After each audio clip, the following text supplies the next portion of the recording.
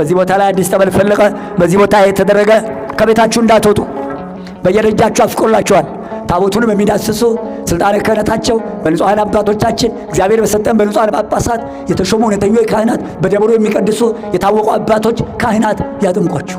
ባይሆን ፕሮግራም ወጥቶ ሰኞ መመሬ ገሌ፣ ሰኞ መመሬ ገሌ፣ ማክሰኞ መመሬ ገሌ በተራ ያጥምቋችሁ። ሁሉም ጸጋውን ይወቅ። ስልጣኑን ከተቀበለበት ቀን ጀምሮ ማቴዎስ 10 ከቁጥር 1 እስከ 15 ሂዱ መንግሥተ ሰማያት ቀርባለችና ንስሐ ግቡ ብላችሁ አስተምሩ፣ ድውይ ፈውሱ፣ ለምጻ አንጾሙ ታንሱ፣ እኔ ከእናንተ ጋር ነኝ፣ በከንቱ የተቀበላችሁትን በከንቱ ስጡ ተባለ። ይሄ ነው ፍዳ የሚያመጣብን።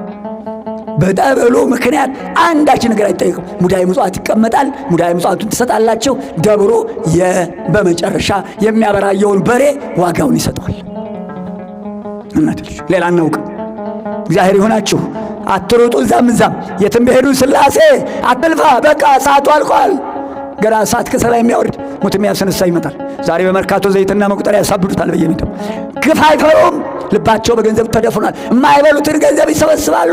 በግፍ የተሰበሰበ ገንዘብ ባለቤቱን ዘሩን ለማጥፋት ስሩን ለመንቀል ዕድሜውን ለማሳጠር ለሰከንድ አይቆምም።